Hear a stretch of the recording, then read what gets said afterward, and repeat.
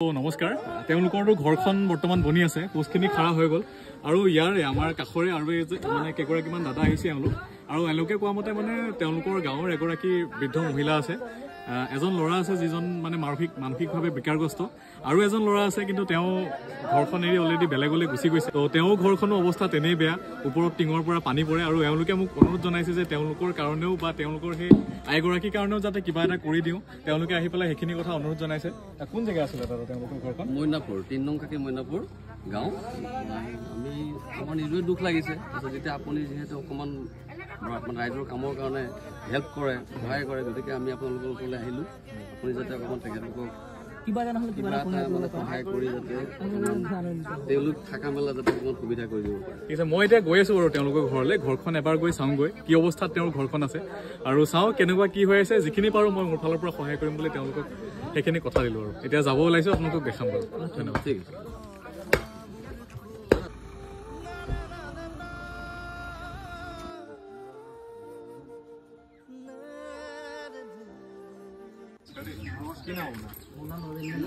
ৰবীন্দ্ৰনাথ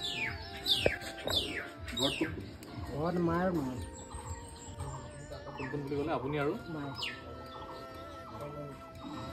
ঘৰত আপোনালোকৰ কি অসুবিধা ঘৰত আমাৰ বহুত অসুবিধা বৰষুণ পৰে চাপ লাগিলে আমি যে মিছা ভয় লাগিছে মানে হয়তো টিংপাত ক'ৰবাত জানো উৰাই পেলাই ক'ৰবাত পেলাব ল'ৰা এজনে ল'ৰা দুজন আৰু এজন তেজপুৰত থাকে তেওঁ নাচায় নেকি তেওঁ কি কৰে তেওঁ পৰিয়াল লৈ মানে তেওঁ তাতে বেকাৰী খুলি তাতে মাটি চাটি কিনি তাতে মানে তেওঁ নাচায় আহিলে কৰিলে দুপইচা দিয়া এনেই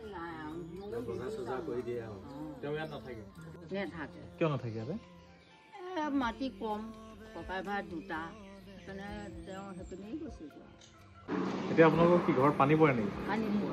খোৱা গ'ল ভিতৰত চাই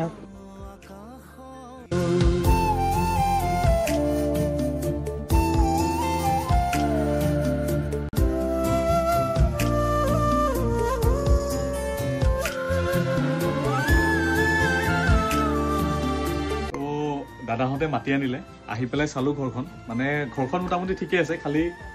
মই ভাবিছোঁ ওপৰৰ তেওঁলোকৰ যিখিনি টিং আছে টিংখিনি মই চেঞ্জ কৰি দিম বুলি ভাবিছোঁ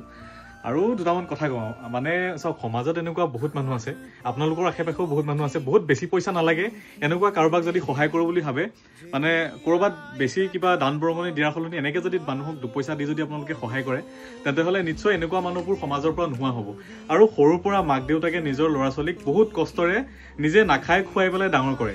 আৰু আজি যদি সেই ডাঙৰ হৈ তেনেকুৱা ল'ৰা ছোৱালী আঁতৰি গৈ নিজৰ মাক দেউতাকে নাচায় তেন্তে হ'লে মানে সমাজখন ক'লে গৈ আছে আপোনালোকে এবাৰ নিজে বিবেচনা কৰি চাব আৰু ইয়াতো চৰকাৰে কাৰেণ্ট দিছিল হয় মানে চৰকাৰৰ ফালৰ পৰা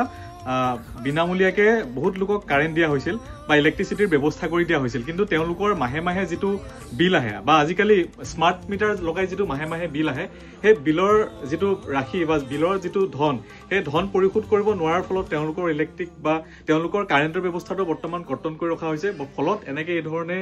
আন্ধাৰত গৰমত আজিকালি কেৰাচিনৰো বহুত দাম গতিকে অলপমান এই বস্তুবোৰ চৰকাৰেও যদি ভাবি চায় যে আমি বস্তু এটা দি আছোঁ হয় কিন্তু সেই বস্তুটো কণ্টিনিউ কৰিব পৰা ব্যৱস্থা আছেনে নাই মই ভাবোঁ এনেকুৱা অসমত বহুত মানুহ আছে যি মানে নাপাবলগীয়া তথাপিতো পায় কিন্তু যি চামে একেবাৰে মানে পাবলগীয়া মানুহ সেই চাম মানুহৰ কাৰণে যদি পাৰ্মানেণ্ট কিবা এটা চলিউশ্যন কৰে তেতিয়াহ'লে কিন্তু বিৰাটেই ভাল হ'ব আৰু তেওঁলোকক মই মোৰ ফালৰ পৰা ঘৰৰ যিখিনি টিং আছে টিংখিনি চেঞ্জ কৰি নতুন টিং লগাই দিয়াৰ খুব সোনকালে ব্যৱস্থা কৰি দিম বাৰু ধন্যবাদ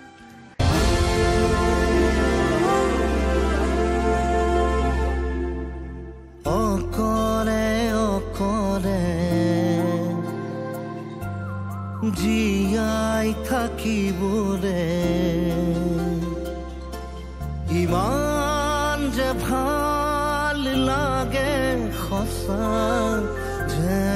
ৰীতি নিজন দ্বীপত